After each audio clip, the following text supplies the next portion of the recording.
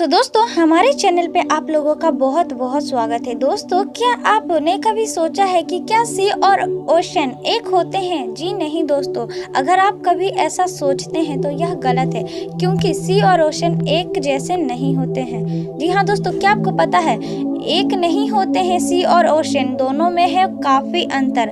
जाने नदी और समुंदर और महासागर की कहानी इस वीडियो के अंदर। दोस्तों आपसे रिक्वेस्ट है कि आप हमारे वीडियो को लास्ट तक ज़रूर देखिएगा। दोस्तों बता दें कि ब्रह्मांड में सिर्फ पृथ्वी ही एक ऐसी जगह है जहां पर जल मौजूद है। पृथ्वी पर करीब 71% हिस्से में जल और 29% हिस्से पर भूमि मौजूद है। जल निकाय पृथ्वी का एक अनिवार्य तत्व है। ये जल निकाय विभिन्न विशेषताओं वाले विभिन्न आकारों और साधनों में मौजूद है। जल निकाय भी विभिन्न तरीकों से मनुष्यों के दिन प्रतिदिन के अस्तित्व में अपनी भूमिका निभाता है। उदाहरण के लिए मनुष्यों को जहां समुद्र और नदियों से कई तरह के फूड खाने को मिलते हैं, वहीं यहाँ पर कई तरह के खनिज भी मिलते हैं। इसके अलावा सागर, महासागर और नदियाँ आज के समय में भारी परिवहन और यात्रा का प्रमुख मार्ग है। जी हाँ दोस्तों, बता दें कि जाने सबसे गहरे समुद्र के बारे में। दोस्तों प्लीज वीडियो को लास्ट तक जरूर देखिएगा। बता दें कि पृथ्वी पर स्थलों के समीप का वह विशाल जल निकाय जहां नदियां अपना जल खाली करती है, वह सागर या समुद्र कहलाता है। सागर महासागरों से छोटे होते हैं। इसे ऐसे भी कहा जा सकता है कि महासागर सागर का एक बड़ा रूप या सागर महासागर का एक छोटा हिस्सा होते हैं। समुद्र मनुष्य के लिए खाद्य आपूर्ति का एक स्रोत है, मुख्यतः मछली, शंख, स्तनधारियों और समुद्री शैवाल आदि। सागर महासागर में एक बड़ा अंतर यह भी होता है कि महासागर सागरों से कहीं ज्यादा गहरे होते हैं। सागर के तल की गहराई नापी जा सकती है, जबकि महासागर की वास्तविक गहराई नाप पाना बहुत मुश्किल है। अब तक उपलब्ध आंकड़ों के अनुसार प्रशांत महासागर का सबसे गहरा क्षेत्र मरियाना ट्रेंच है, जिसकी गहराई करीब 36,200 फीट मापी गई है, लेकिन वैज्ञानिक इसे प्रशांत महासागर की अधिकतम गहराई नहीं मानते हैं। जी हाँ दोस्तों, बता दें कि वहीं सबसे गहरे समुद्र कैरेबियन सागर की गहराई करीब 22,788 फीट बताई जाती है। औसतन सागरों की गहराई करीब 3,953 फीट से 15,215 फीट के बीच होती है। ये महासागरों की तुलना में कम गहरे होते हैं।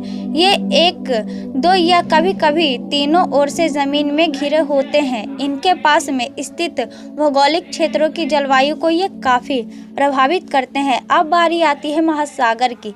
बता दें कि महासागर पृथ्वी की सतह के 2/3 या 72% हिस्से को कवर करते हैं, जो दुनिया को अंतरिक्ष से नीले संगमरमर का रूप देते हैं। एक महासागर महाद्वीप के आसपास एक विशाल पानी का भंडार होता है। महासागर विशाल जलीय पशु प्रजातियां का घर है।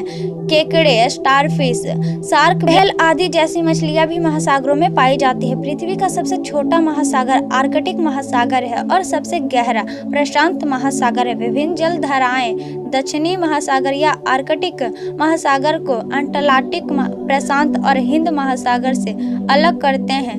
दक्षिणी महासागर को आर्कटिक महासागर भी कहा जाता है, क्योंकि यह आर्कटिका के आसपास के क्षेत्र को कवर करता है। दुनिया के अलग अलग हिस्सों में महासागरों का तापमान अलग अलग होता है। उदाहरण के लिए हिमशैल ध्रुवों के पास बहुत ठंडे पानी पर बने होते हैं, जबकि भूमध्य रेखा के आसपास बहुत गर्म पानी आती है। अब बारी आती है नदी की। नदी भूतल पर प्रवाहित एक जलधारा है, जिसका स्रोत प्राय कोई झील, हिमनद, झरना या बारिश का पानी होता है तथा किसी सागर, महासागर अथवा झील में गिरती है। नदी दो प्रकार की होती है, पहली सदा नीरा, दूसरी बरसाती। सदा नीरा नदियों का स्रोत झील, झरना अथवा हिमनद होता है और इसमें वर्ष भर जलपूर्ण रहती है।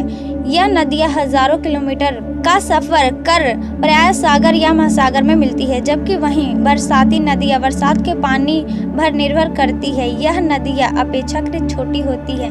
नदी के साथ मनुष्य का गहरा संबंध है। नदियों से केवल फसल ही नहीं उपजाई जाती है, बल्कि वे सभ्यता को जन्म देकर उनका लालन पालन भी करती है। दुनिया की ज्यादातर सभ्यताएं नदियों के किनारे ही पैदा होते हैं। और बता दें कि एक नदी एक बड़ी बहती जल निकाय है, जो समुद्र या महासागर में विलीन हो जाती है। एक नदी की सहायक नदियों को धाराओं कृषक और वृषक के रूप में जाना जाता है। नदियाँ हाइड्रोलॉजिकल चक्र का हिस्सा है। नदियों में पानी का स्रोत, जल निकासी, बेसिन, सतह प्रवाह और भूजल पुनर्भरण सिंचाई जैसे अन्य स्रोतों के माध्यम से वर्षा से और प्राकृतिक वर्षा और स्नोपैक में संग्रहित पानी की रिहाई से है।